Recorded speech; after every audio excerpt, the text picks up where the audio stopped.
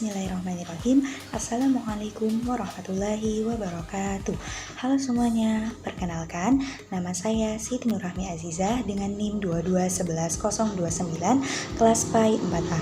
Nah teman-teman, pada kesempatan kali ini saya akan mencoba mengemukakan pendapat saya terkait artikel yang telah diberikan dosen saya sebelumnya, yang dimana judul artikel ini yaitu The Application of Al-Based Audio Visual Learning Media to Student Learning Interest in the Subject of Islamic Cultural History in Madrasah Ibtidaiyah.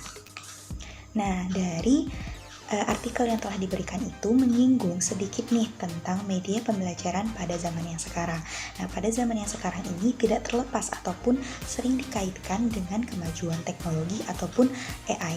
Nah, salah satu aplikasi AI yang paling booming ataupun paling sering digunakan dalam dunia pendidikan itu adalah aplikasi Canva. Tentunya aplikasi Canva ini tidak asing lagi kan di telinga teman-teman, karena saya yakin bahwa aplikasi Canva ini masing-masing ada di smartphone kalian. Nah, aplikasi Canva ini merupakan program desain online yang menyediakan berbagai fitur atau tools seperti presentasi, poster, resume, dan lain sebagainya yang bisa menciptakan efisiensi dari pendidik. Nah, teman-teman, tentunya nih teman-teman pasti tahu kan di aplikasi Canva ini mempunyai berbagai template yang menarik yang bisa digunakan untuk presentasi, poster, video, dan lain sebagainya yang bisa mendukung ataupun mendorong proses pembelajaran itu secara baik nih. Nah, tentunya teman-teman, dari kemajuan teknologi ataupun kemajuan AI yang diberikan dalam dunia pendidikan ini memiliki kelebihan dan kekurangannya masing-masing. Nah, pertama-tama saya akan membahas kelebihan dari yang dikemukakan oleh para ahli, yaitu Arsyad pada tahun 2015. Nah, untuk kelebihan ini beliau mengemukakan 3 pendapat. Yang pertama itu adalah pembelajaran akan lebih menarik bagi siswa sehingga meningkatkan motivasi belajar.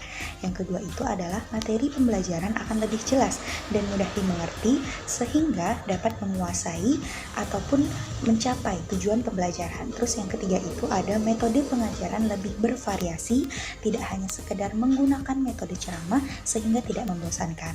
Nah, terkait kelebihan yang dikemukakan oleh Arsyad pada tahun 2015 ini, saya setuju terhadap pendapat beliau karena dari media video ini memang sangat-sangat memberikan manfaat yang sangat tinggi ataupun yang sangat mendorong dalam proses pembelajaran dalam mata pelajaran apapun itu.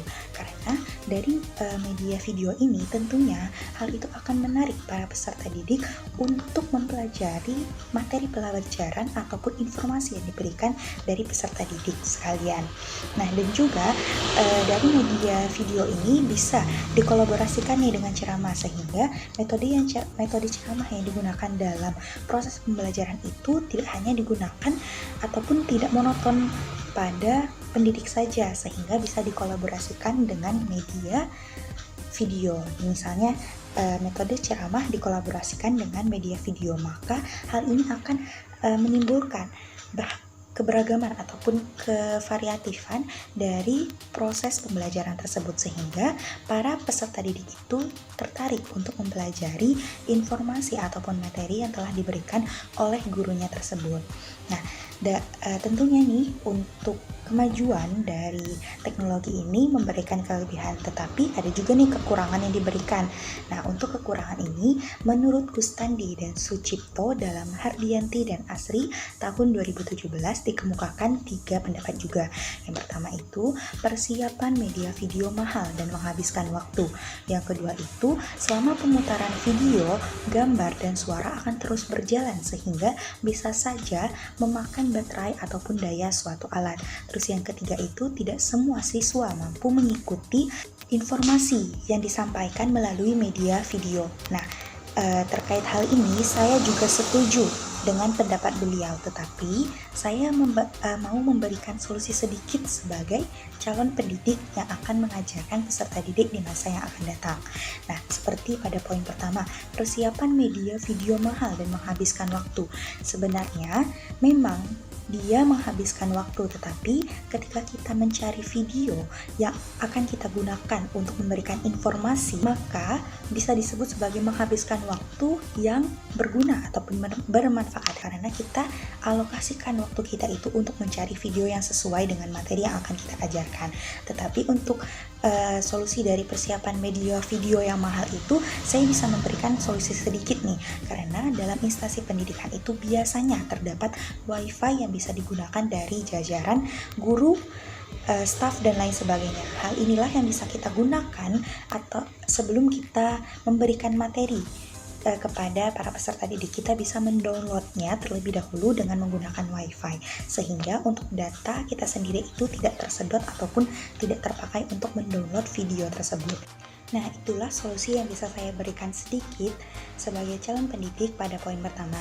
Dan untuk poin ketiga, yaitu tidak semua siswa mampu mengikuti informasi yang disampaikan melalui media video. Nah, terkait hal ini, saya juga mencantumkan karya ilmiah yang bisa memperkuat argumen ataupun solusi yang bisa saya berikan nanti. Yang dimana saya mengambil jurnal telekomunikasi, kendali dan listrik, yang dengan judul artikel yaitu kelebihan dan kekurangan jenis-jenis media pada tahun 2022. Nah, artikel ini ditulis oleh Nursifa Fauzia, Sekarnada Septiani, Tiara Putri, dan Yusef Setiawan. Nah, di dalam jurnal ini ada tulisan yang mengatakan menurut AICT menjelaskan bahwa media itu merupakan bentuk penyaluran pesan dari si pengirim pesan, yang dimana si pengirim pesan ini adalah pendidik dan yang menerima pesan itu adalah peserta didik. Hal ini berkaitan nih dengan pada poin yang ketiga tadi, tidak semua siswa mampu mengikuti informasi yang disampaikan melalui media video.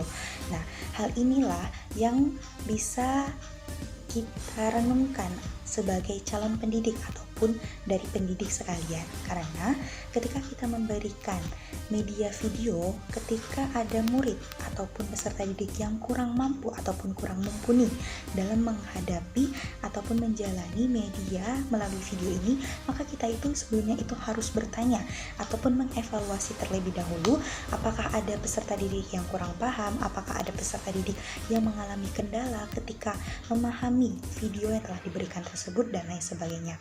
Nah, mungkin dari situlah kita itu bisa mengatasi untuk adanya ketidakmengertian ataupun ketidakpahaman dari peserta didik ketika kita menggunakan media video tersebut. Nah, mungkin cukup sekian yang bisa saya sampaikan, lebih dan kurangnya saya mohon maaf, dan kepada Allah saya mohon ampun. Saya akhiri, wabillahi taufiq wal hidayah. Wassalamualaikum warahmatullahi wabarakatuh.